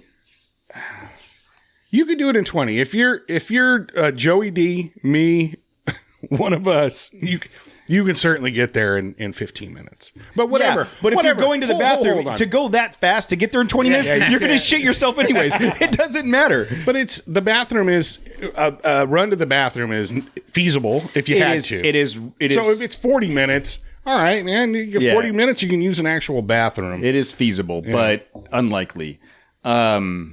So at campsite, just a couple hundred yards away, is the punch bowl, sand bowl, whatever. I forget which one Matt wants. Punch bowl. And that's Call it whatever you want. You just look like a poser. That's super fun. That's That's probably like some nighttime activities. yeah. Mark said he's committed. He's doing it. Take that big he's ass duty thing driven. in He's there. going to do it. He said he's gonna do it this year. I've seen a guy in a Barstow, Rob. It was in a Ford. Got it up there last October or whatever. So it's doable. Yeah, it's for sure doing. If not, I don't know who's going to pull you out of there. Like that giant anchor. Boat. We're gonna have to change the designation from punch bowl to F-250 hole. The F-250 The grave. Yeah. But that's a lot of fun. It's a lot of fun to go out there. Yeah. Don't do it in 2-wheel drive with a turbo. You will burn it up. That's a bad idea. But we will probably go hang out there and then back to camp for the night. And then Monday morning, wake up from camp and at your leisure. So if if the water crossing is like groomed now, isn't it like the train company or something? Yeah, it's not even a water crossing. It's inches deep. Oh, they filled it in? Yeah. Oh, yeah. shit. I heard it was still like a foot deep or something. I thought I saw, but I mean, whatever. Yeah, no, the last time, I think it was last year that I was researching it, the railroad company got tired of having to go all the way around to take supplies to where they needed it. Yeah. So they basically filled it in with rocks and concrete. Oh, shit. Without I heard it was temporary, but if it's makes sense to be permanent, right? Well, the thing is they weren't supposed to do it. BLM never approved it. So it became a big deal. And the water crossing is... Tim's saying it's like 4 inches deep now. Yeah, 4 inches, but right? to Tim, that's 4 inches as far as Tim's concerned. But that's that route, right? From camp is a lot of fun. Yeah, that's but a big wash, sandy thing too. It is, but it's another. You're not getting out before 2. Like I mean, yeah. If that's what I'm saying. It's another half day of wheeling. Yes, it is. So if you wanted to do I'm thinking of doing that. Are you? I want to get some Memorial Day heading south on the 15. I want to get out of Dodge. I don't want to. If it was a different, yeah, you're right. This trail here through this valley, through the crossing is great. It's a lot of fun, but it's also going to add 3 hours to your departure time. And that's how many people on the... It's still bumper to bumper on the 15. You end up popping out ahead of the same time, yeah. No, but I think if you wake up on Monday morning, have breakfast, break down, maybe not even have breakfast on the road, but break down and get out. I want to get home as early as I can on Monday. Are we doing a show on Monday night? We can TBD. We can do an episode from camp Monday morning. I say or sometime on the weekend we do an episode. Yeah, I think we do some recording on Saturday night. Yeah, and some recording on Sunday night, and That's we it. clip that together. That's it. Yeah, Agreed. because none of us are going to be. Because we did that last year, right? I think so. I think we got home and then came here and did a recording that night. Rough. Yeah. So that's what it looks like. That's the trip. I mean, that's going to be. It's going to be, I think, a lot of fun when we look at the group that's coming. We talked about it over the weekend. It's a really, really good mix of people that we've wheeled with that have been on trips with us, multiple trips with us, and then new people that either haven't been on this trip or haven't been on this trip with us before. And I love that part of it. I love, there's going to be some people experiencing this for the first time. It's going to be a lot of fun, man. Can't believe it's here already. So we've been saying that for weeks now, like, oh, it's coming. And now it's the week of, and I'm like, I still got like 3 more days at work before it's, it's like the longest 3 days, And I was like, I'm like, oh man, I really haven't gotten ready for the trip. So Saturday, I went and got all my gear, and all my gear's in one spot. And it's been pretty dialed in the last 2 or 3 trips. And I just did that trip with Adam and the girls, a month ago. Yeah. And so that was a dry run. I'm like, I actually feel decent about my gear. I'm now more stressed out about swag and shirts. Like the shirt Make order. Sure it all gets in. Yeah. The shirt order. So just a potential heads up, the shirt order, we had an issue and we had to find a different vendor, and the shirts got ordered. And they said that they'll have them done by this Thursday. I'm a little bit panicked that it's, that it won't get done. Either way, you're still getting your shirt. Yes. So if the shirts aren't available on Friday, if I don't have them for you Friday, they will be mailed to you. I will figure out how to get them to you. Stickers as well. The Mojave Strip stickers should be ready this week.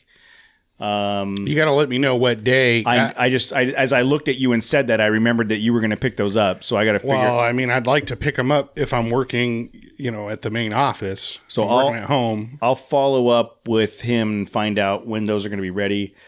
And then I just got a notification that some of the swag that we're looking for will be ready by Wednesday. So our plan right now is to have a swag party Thursday night to get everything bagged up and ready to go.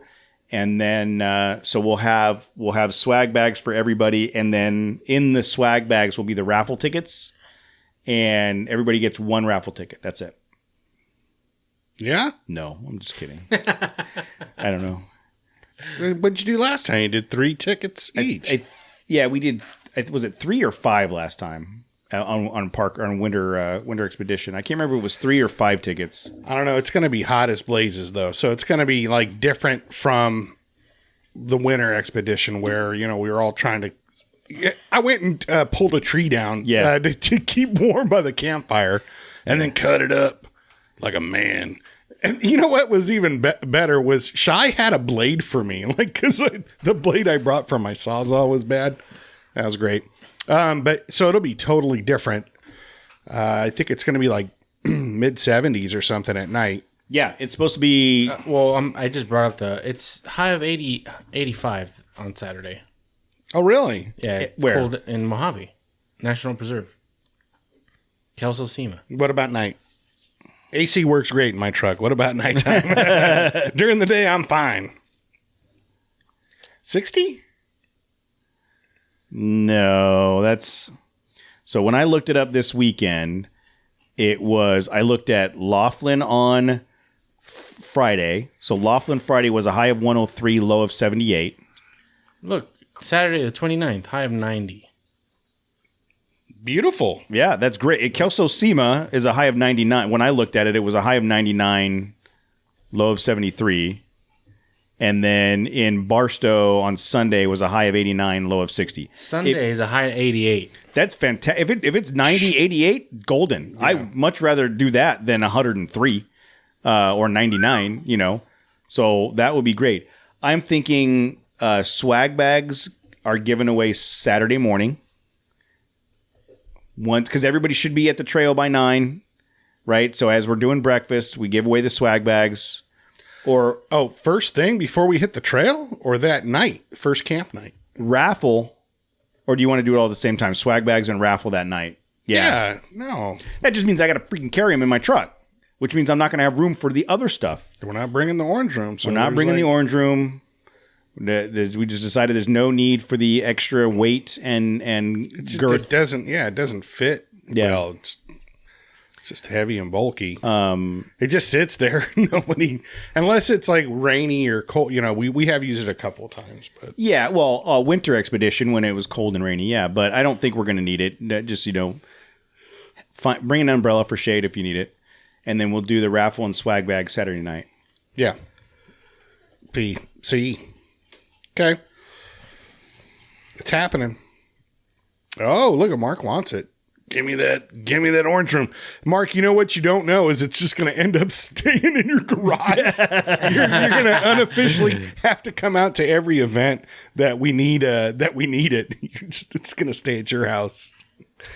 But it probably fits in the bed of his truck like easily, Oh, yeah, for sure. So a couple things as far as things to bring. Make sure you're bringing firewood.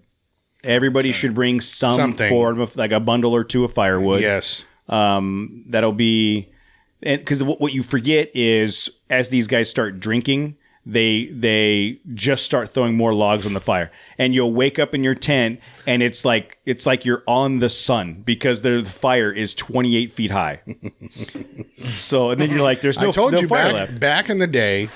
So when I first started going out to Razor Road 20 years ago or whatever, the railroad company, again, that same company that built up the river crossing or water crossing, they had cut down I don't know how many miles of trees along that stretch of the railroad there, and they just left the everything they cut off to the side. So we would just wheel out there and drag full on trees, like 12-inch thick logs, entire trees, and then just drive them into the fire pit. The fire pit was 20 feet across. Yeah. The diameter. Shit, dude. The flames were 50 feet high. Yeah. Not a joke. And the year before I went, somebody had left their truck too close to the campfire, 20 feet away. I don't know. It melted his taillights. So I was in my work truck at the time, and they're like, dude, you need to move your truck because this fire's about to get crazy. Yeah. So it's not like that anymore, but that was like, it's like 9-10 o'clock at night. Like, let's go on nobody Night run. Yeah, let's go on a wood run. And then just, 7 trucks worth of firewood dragged back to the fire, You would go on another run the next night, even though you still had wood. Yeah. Just because it was fun. But now it's all, they burned it all up. I don't think there's any left. I always got wood though. So back in the day, remember like Glamis trips? Guys would save their Christmas tree. Yes. Save their Christmas tree and take it with them out in Glamis. Yeah. And if you've never lit a pine tree on fire, it is a comet. It is a... I did Ocotillo one year, and it was New Year's. Oh, yeah. And hundreds of trees. Like, It was everybody. It was like everybody that did Ocotillo, even not your group, but just everybody that was out there. They picked one hill. I don't remember which one it was. And it was like, it looked like something like Armageddon or something. Like, oh my God, guys, slow down. Volcanic explosions everywhere. Yeah. Did you bring the chair you were supposed to bring me? You're supposed to bring me a chair for Presley tonight? Nobody told me about bringing you a chair. We had this conversation on Saturday. I brought you the chairs. I brought you the 2 chairs I have. But you said tonight you were going to bring back the orange room and the 2 kids' chairs. Yeah, I just came from work. What do you want me to sit and just have the orange room sitting? And have you been to South Bay? I'm just saying the chairs was on the list, so I asked. So was the other stuff. I'll bring it on Thursday. That was my plan. I can't drive. Nothing in the bed of my truck is going to be in the bed of my truck after a day in South Bay. It's pretty rough. Just leave the orange room. I'll get it from you later. No, you will not. It is coming here. Look, it's a mandate by my wife. Get that damn thing out of here. And there's like 3 other bags that are with it. I don't know what they are. It's like It's all the side panels and the clips and all that stuff. I think there's like some signage, like Nexon signs and whatever. Yeah. It's like, my garage is clean right now except for that shit. So, are you guys bringing gas? Yeah. I mean, you know, You've got the 2 5-gallon. what else am I going to spill in the back of my truck? You know, unless I bring some gas. Oh, I should. I'll probably bring a 5-gallon. Yeah, I'll bring a 5-gallon jug. One, because the 1 year, remember Razor Road gas station, the pumps wouldn't work. Oh, that's right. And I on fumes pulled into Barstow. Like, That's right. Fumes. Yeah. So yeah, at the very least, I'll bring 5 gallons for that. I'll fill up out there, but yeah, I'm gonna have a 5-gallon jug for that. We talked about firewood, food, water, drink, snack. It's hot. It's gonna be hot as balls. So bring a lot of water and a lot of ice. Sunscreen, bug spray. I bought a new cooler, like this similar size that I had for your little 80s pink and aqua. It is teal and white, sir. Whatever. Somehow I've had that for like a couple of years. I'm like, I thought you just let me have it. No. And you're like, no, but that's like my spare ice cooler. So I bought another one. You somehow would end up with it after every Just trip. like somehow I ended up with the orange room, your 2 chairs, a bunch of other shit in the middle of my garage. Yeah, exactly. Appropriate clothes. It's usually warm. It does get, even though it says it's going to be 70 it'll at be night. chilly at night. It does get chilly. At least sweatshirt. Yeah, weather. and then I always put face coverings like gaiters or goggles, because if the wind does kick up while we're at campsite, you're trying to sit around and you get blasted in the face with sun. Bringing a pair of goggles. Yeah. How much space does it take? Nothing. If it's windy and there's, you're either going to go at that point and sit in your tent because you can't. Yeah. It's that bad. Or you're going to have goggles and you're going to be out there partying at the campfire. There's trying to keep the flames from blowing down, There's been years, goggles, hoodie, and a gator, a neck gator up over your mouth, and you're fine. You're good. Yeah. But it can get windy up there and kick up a lot of dirt and dust and get miserable. 25 degrees, Santa Ana like winds, like just constant 40 mile an hour, 50 mile an hour. 1 year. It was insane. At Razor? Yeah. But that was crazy. winter, though. That was... Oh, yeah. That was New Year's or whatever. Freezing cold. I think Monty went that year. I think Monty asked her. We rented a trailer. I remember that, yeah. And we had 2 of the bigger things of propane gone trying to heat that thing. Damn. Yeah. We Bofang radios. Everybody's going to be on those. I got to go through my... Like I said, at one point I had like 9. I think I'm down to 3. I just got my extended battery and USB charger from Amazon. I just ordered those. And then, at the end of the day, the route is planned. That doesn't mean it's going to go exactly as planned. We're going to, we're going to make decisions on the fly, but typically we make it through this trip without any significant issues. The 1 year we had... I'll say significant issues was the 2016 when we were with a totally different group of people. Yeah. And someone in the group decided that they were tired of me leading and I was going the wrong direction. And in their inebriated state, took off in the absolute wrong direction, hit whoops way harder than they should have, and launched one of their coil springs out from underneath their truck. Oh, we damn. We had to strap it in with some tie downs. Yeah, it was in a ZJ, and he hit so hard, bounced up in the air. The coil came out of and it shot the bucket. It shot the coil out of the bucket. Yeah. What was that just shot out from underneath the table? It was a microphone. I knocked it down because my phone was ringing. We literally spent. He thought he was giving us a shortcut, and we literally spent an hour trying to get his. Thankfully, Casey was there to put it all back together, right? But that was the last. I mean, that's the only significant issue we've had. Joe's not going, but Mark will be there. Yes, and with Casey going, like we got the mechanics and we got mechanic for a body. We got Mark and Abby, right? Yes. They can put us back together. Yeah, we got Casey that can put vehicles back together, right? Yeah. And you're directionally challenged, so we're ready. God damn it, there's going to be U-turns. Just accept that shit. It is what it's going to happen. Well, the only concern I have is out of the haunted house over that mountain that we've never done before.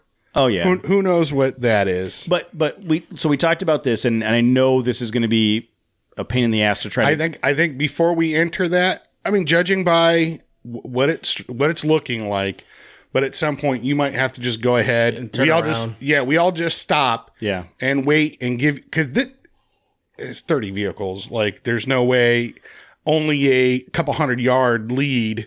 Well, the length of our caravan's going to be a mile plus. So Yeah, but so like we talked about a little bit this weekend was we're gonna there's we'll call them new off-roaders. There's a spectrum of new off-roaders to the Joey D's, right? And so we're gonna sprinkle those all throughout the caravan to where, you know, anywhere there's a new off-roader or even someone that's never been on the trip, they've got someone either in front of them or behind them that can help guide, that can help guide, that can have radios, that has been on the trip. You know what I mean? And I think you're right. I think there's going to be several opportunities for me to jump out in front and scout, which means whoever's behind me has to be able to lead as well. I think most of the trip, 90% of the trail, 80% of the trail, like, you don't have to worry about keeping distance between you and the vehicle in front of you necessarily. I mean, you know, whatever makes common sense. But when we get into the sandy areas, yes, we really need to talk about that, especially I think at Traveler's Monument we can all get there no problem. Coming down Renegade Highway, it's wide enough, you know, whatever.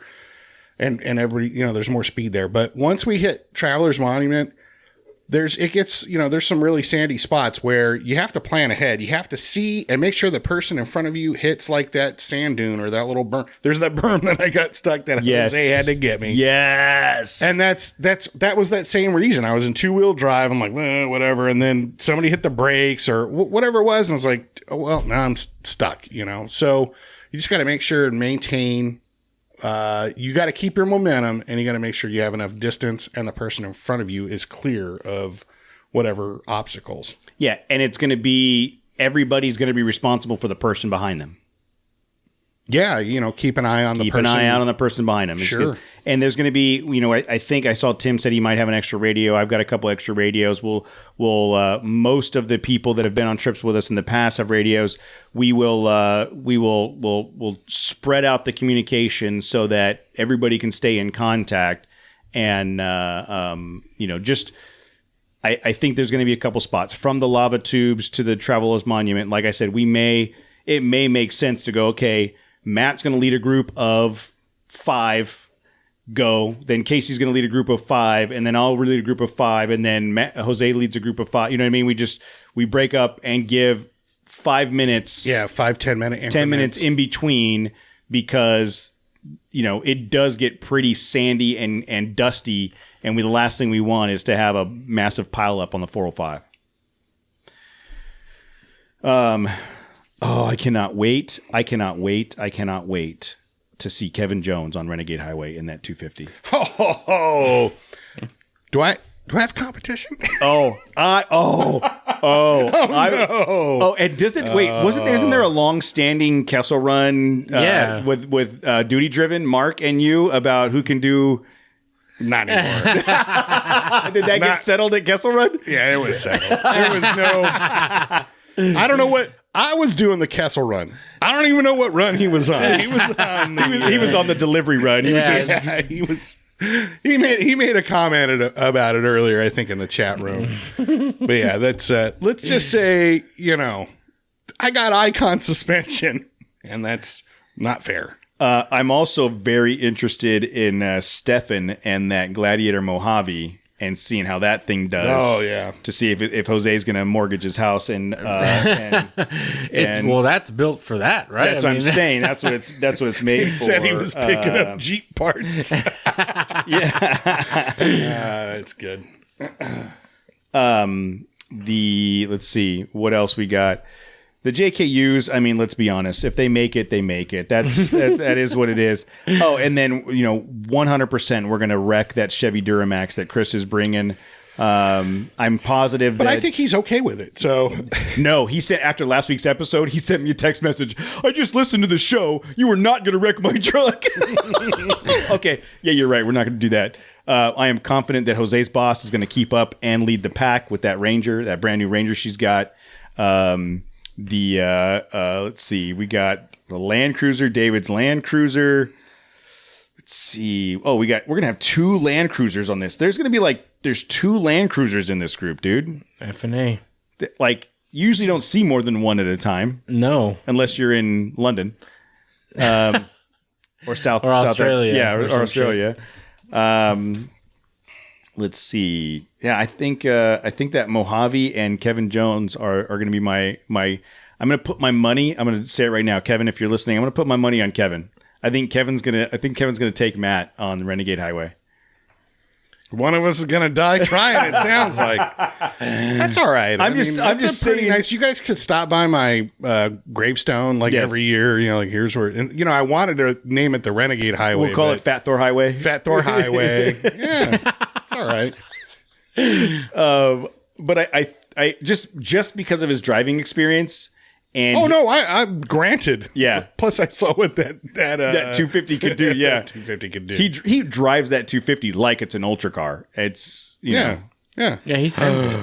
Let's put him in the Frontier and see what he can do. I got to drive that thing to work and stuff. Like he's the guy that's going to drive it harder than I will. Yes. Yeah. Of anybody that would push it further, it'd be him. Yeah. But look, this is going to be. Are they both bringing alternators? No, Jose's going to have an extra one for them just in case. Yeah, we don't know that their maintenance cycle. Yes, I don't know. It's just Jose's. Yeah, Jose's the one that needs all the extra parts. This is going to be just a freaking epic trip, dude. It's going to be because then I have to edit. It's gonna You don't have to edit shit, dude. What are you talking about? It's going to be fucking awesome, dude. epic, dude. It's gonna be great. Oh shit! I cannot wait. I cannot wait for this. It's going to be. Originally, I will be honest. The idea of 30 trucks was. And I'm still stressing out. The actual count right now is 28. I think because we're holding off 2 spots for a couple vendors we're waiting for answers on. The thought of 28 vehicles, because the last time we did it with 15 was logistically challenging. The difference is we had 15 vehicles and we tried to hit Fort Paiute and Mailbox and some of the other things that we tried to hit a bunch of those small mining sites. So paring down the points of interest a little bit and being mindful of the size of the group. I'm not worried about anything other than that unexplored area by past the haunted house. And to be honest with you, I almost think let's just take the stupid Whoop Road with the number of people that we have. It's that's brutal. Dude. Everybody's going to make it through that though. There's nobody's going to break. So here then let's do this. Let's make an agreement. So when we get to. I have to stop and pee 3 times during that section. So you need to check your prostate more often. I'll check it, dude. So here, look at this, Matt. What's the? Someone can scout ahead. I was just gonna say, dude. So what is that from Haunted House? That's like a 15-minute drive, dude. Is it okay? Yes, from Haunted House. Well, no, just the part of. I'm sorry. From campsite. No. Just do it from the house. Yeah. Well, I'm just curious here. What's that mileage right there? 6. 6 miles from camp. Okay. Right. So it's 2 miles over that mountain. Yes. So from Haunted House to here. It's 3 miles. And we did this, Matt. We did this from the Haunted House. We ended up right here on this road. We did. We did this that one year. That's the only way out. So 1, I think we've already done it. And 2, if we got to camp early enough, you and I could rush up here and check this out and then turn around and come back. Okay, let's do that. Yeah. Because Powerline Road, once you're on Powerline Road, it's Powerline Road. I mean, you're right. This I'm not worried about the Powerline Road. No, it's this section right here. Yeah. Yeah. 29 vehicles, Some people, unknown terrain, unknown skill sets. You know, it's probably You put your foot on the skinny pedal and point forward. You tell me about that. But you know, I'm 90% sure we're fine. But you know what? Yeah, if it's only a few miles away from Haunted House, maybe you guys keep screwing around Haunted House. Go to Haunted House. You and I go scout, and then turn around and come we back. did that. We did that already. Yeah, see, you got it in your Gaia. Yeah, we did it. Okay. Yeah, we done it. We done did I'm it. not worried about anything else. Just the logistics and like what a pain in the ass it's going to be going through the mailbox if there's already 20, 30 cars there. That's going to suck. But nobody's going to be stuck. It's just, well, you're going to have to pull your rig off into the desert to let people go by. Yeah. That's Well, you can't do that. You can't stay on the trail. Right. So we're going to be fine. I'm confident we're going to be good. All right. Anything else before we wrap this up? Because this is I got like 2 days to get this edited and out, and then You don't have to edit anything. I'm not going to edit anything, and then I'm going to try to get as much stuff ready to go Thursday night as possible. We're going to do the bags Thursday night, and then Friday's the day. I will be leaving my house around 1:30. And so anybody that is leaving the Inland Empire about that time, like I said, I have to make a stop at my mom and dad's to drop off the dogs. And then we're going to connect with Jose and his boss out in Redlands area at around 2 o'clock. So I'll probably leave at 1:45 so I can connect with you when you guys get out in that area. But that's the plan right now. Everybody else, just be there. Just get there. And like I said, with the campsite, you know, we have the first night of camp set up basically on the side of the road. You know, when you first pull in, just look for a spot and try to camp up there to the right or to the north side of that area, north side of the trailhead. And to the right. When you're coming off the freeway, off Needle Highway, you turn left to get into go up the river. To the right, to the north side of the.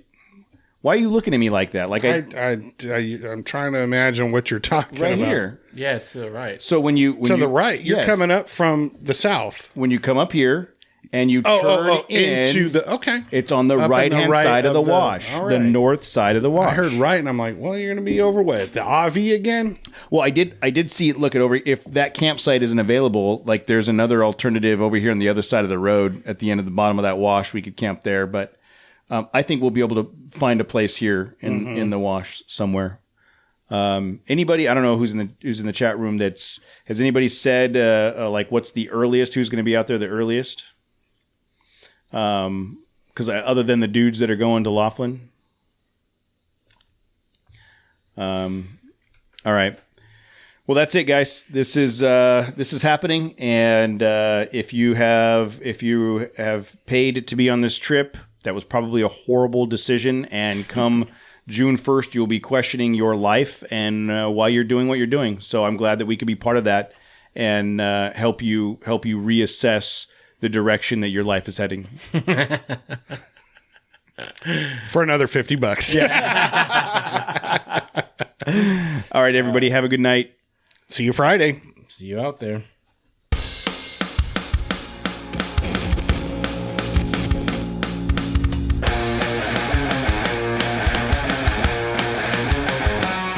I'm Presley, and thank you for listening. Thank you to Max and Taya. Thank you to Icon. If you want to be on the show, call 951-394-DUKE. Thank you to Ryan Torino with all of the music.